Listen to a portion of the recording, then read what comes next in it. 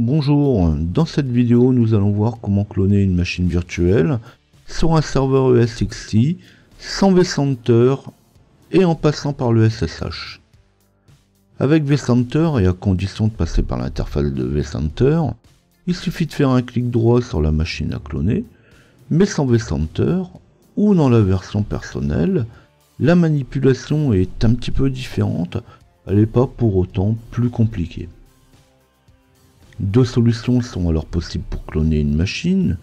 L'une est un petit peu plus simple, elle consiste à passer par le navigateur, l'Explorer de banque de stockage, mais impose de stocker la machine dans un sous-dossier. L'autre demande un petit peu plus de connaissances, c'est d'utiliser le SSH pour exécuter la commande de copie. Alors pour ceux ayant déjà quelques connaissances sur le système et qui sont intéressés uniquement par une étape particulière, vous retrouverez le timecode dans la description.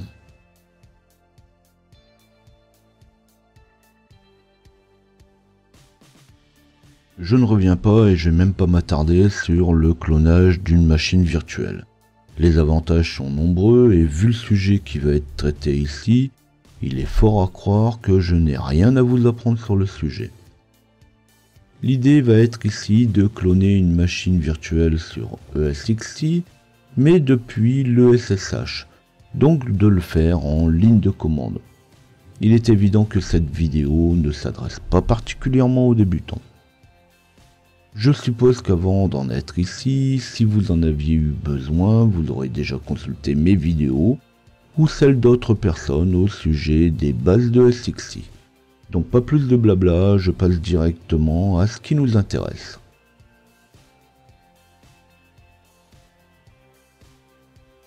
Comme toutes les bases de ESXi sont connues, j'ouvre un navigateur web en HTTPS, je tape l'adresse du serveur dans la barre d'adresse, puis quand je suis dans l'interface de gestion du système, je vais directement me diriger vers la gestion des machines virtuelles sur le serveur.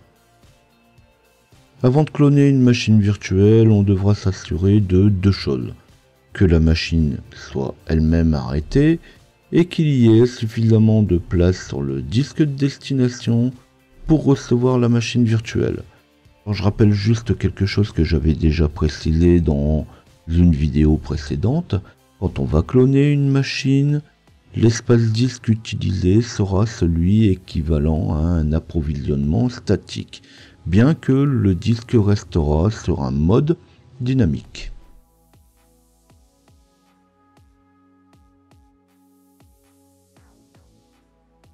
Quand on aura terminé les vérifications de base du serveur, on va pouvoir passer à l'activation du service SSH. Le service s'active dans la gestion des services du système et on y aura accès depuis l'onglet Gérer. L'onglet Services propose alors les différents services du système et entre autres celui qui nous intéresse, le SSH. Alors le SSH est un système de connexion sécurisé sur un shell, un interpréteur de commande à distance sécurisé. C'est l'un des systèmes de connexion les plus utilisés sur Linux. Pour être accessible, il devrait être démarré. Alors pour les plus curieux et ceux qui seront amenés à l'utiliser régulièrement, en passant par les options de stratégie, il sera alors possible de le démarrer automatiquement avec le système.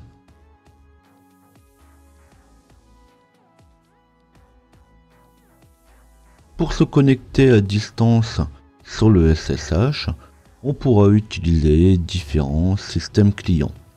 Alors le plus couramment utilisé est le programme PuTTY. Mais on pourrait aussi se connecter depuis le client SSH de n'importe quelle version de Linux. Mais le sujet ici n'est pas le SSH, mais de cloner une machine depuis le SSH. Donc cloner une machine depuis la ligne de commande. On tape donc dans la partie haute l'adresse IP du serveur ESXi, puis on s'y connecte. Alors par facilité, on pourra aussi enregistrer les paramètres de connexion et configurer le client SSH suivant ses besoins. Lors de la première connexion, comme il s'agit d'une connexion sécurisée, vous serez même amené à valider le certificat du serveur. Quand ça sera fait, vous pourrez entrer le login et le mot de passe de connexion sur le serveur. Le login root et le mot de passe que vous lui avez mis.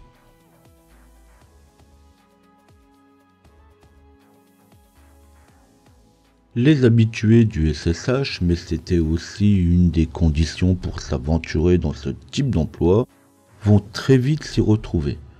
Pour rappel, ESXi est basé sur les systèmes Linux et Red Hat entre autres.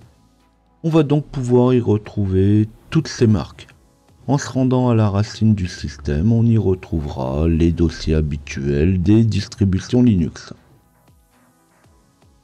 Les plus à l'aise avec le système pourront même s'aventurer à créer leur script et pourquoi pas y apporter leurs modifications. Après, ça reste un ESXi et n'est-il pas mieux de le considérer comme tel?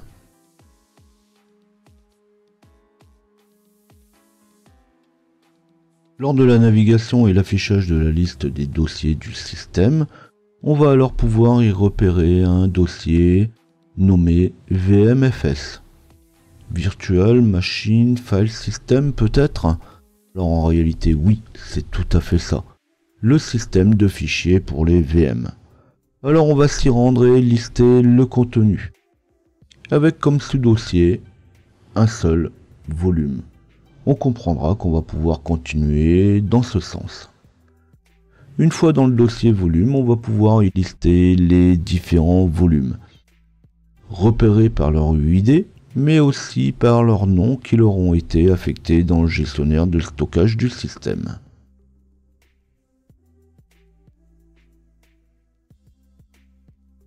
Suivant les uns et les autres, les noms pourront être différents. Bon, ce n'est qu'une question d'utilisation. Mais maintenant, il est nécessaire de savoir dans quelle banque de stockage a été placée la machine que vous désirez cloner. Alors pour moi, c'est simple. J'ai enregistré et créé ma première machine ici dans stockage interne. Alors on peut utiliser au choix d'écrire le chemin ou d'utiliser la touche de tabulation pour se déplacer dans le bon dossier. Donc j'avais fait une vidéo il y a quelques temps sur les caractères spéciaux dans un dossier. Si vous avez quelques difficultés là-dessus, je vous laisse aller voir ça. On pourra remarquer qu'une fois dans le dossier, le chemin affiché est celui de l'UID et non pas le chemin de la banque de stockage. Mais qu'on se rassure, ça va pas changer grand chose à notre vie.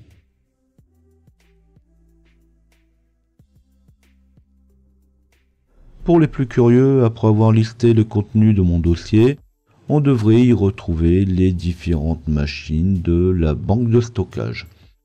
Finalement, naviguer dans la banque de stockage ou depuis ce dossier, le résultat sera le même.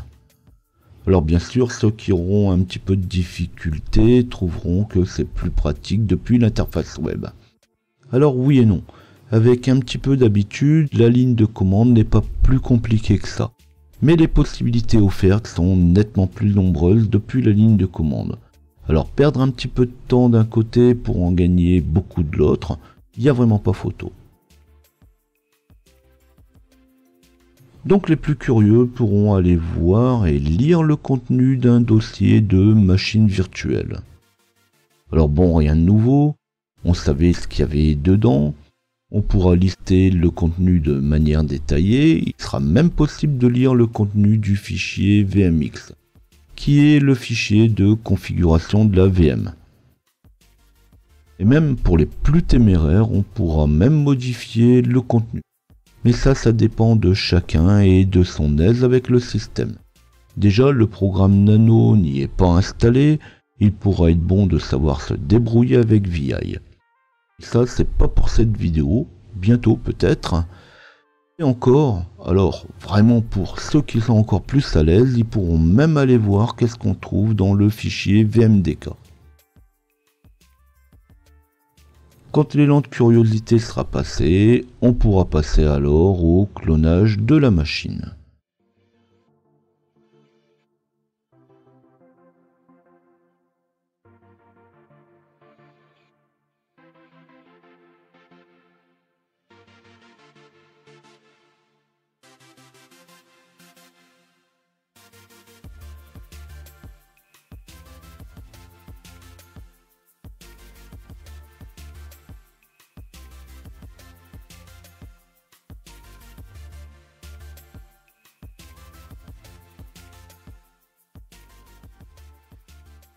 Pour le clonage de la machine, alors là, facile. Une des premières opérations qu'on apprend à faire en ligne de commande, c'est copier un fichier ou un dossier.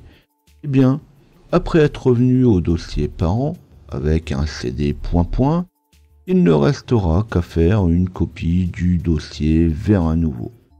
Qu'il soit local ou distant, la procédure sera la même. Il suffit alors d'utiliser la commande cp pour copier, avec les options RP. R pour récursif, P pour préserver les droits sur les fichiers. Donc on fait une copie du fichier avec tout son contenu en gardant les mêmes droits vers un nouveau dossier. Et là c'est quand même plus propre que de devoir faire une copie vers un sous-dossier.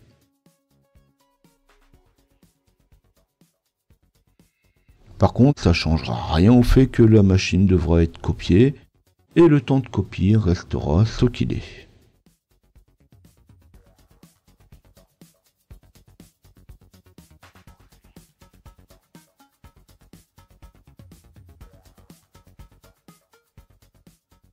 Linux étant multitâche, rien ne m'empêche alors d'ouvrir un second terminal et d'aller y faire autre chose, ou pourquoi pas contrôler l'état de la copie. Et justement, on pourra y constater le même phénomène que lors de la copie depuis une banque de stockage, que le disque de destination occupera l'équivalent de la taille occupée pour une version statique. La récupération de l'espace disque occupé inutilement fera l'objet d'une prochaine vidéo.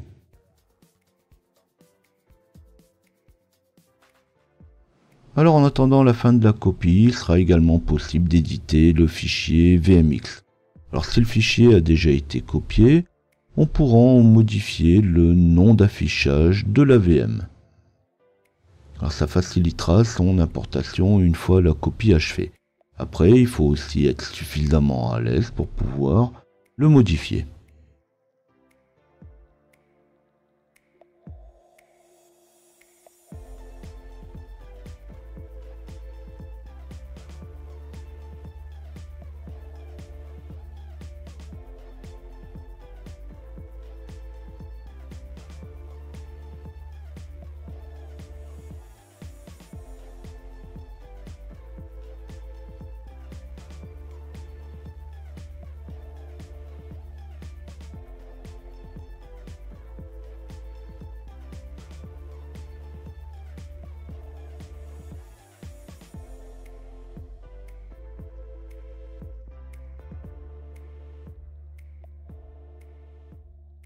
Lorsque la copie du dossier sera terminée, il ne restera plus qu'à importer la machine clonée dans les machines virtuelles du serveur. Alors là, il suffira de se connecter ou reconnecter ou ouvrir l'interface web de gestion du serveur, puis de se rendre, comme on l'a déjà vu, dans l'onglet de gestion des VM ou depuis la banque de stockage pour importer la machine nouvellement clonée. Suivant que le fichier VMX aura été ou non modifié, vous pourrez alors retrouver la nouvelle machine sous le nom que vous lui aurez fixé ou sous le même nom que la machine d'origine qui a été clonée. Bon, là encore, si c'est pas fait, la machine clonée pourra toujours être renommée suivant les besoins. Il suffit de faire un clic droit puis renommer.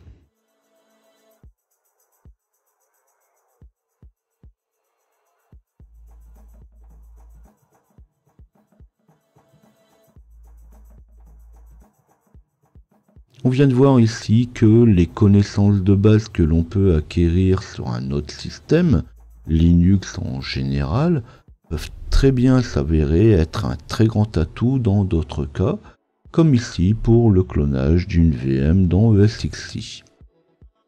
J'en ai déjà parlé, la machine clonée aura quand même le même inconvénient que les autres machines, le disque de stockage occupera alors la taille équivalente à celle qu'il aurait dans un mode statique.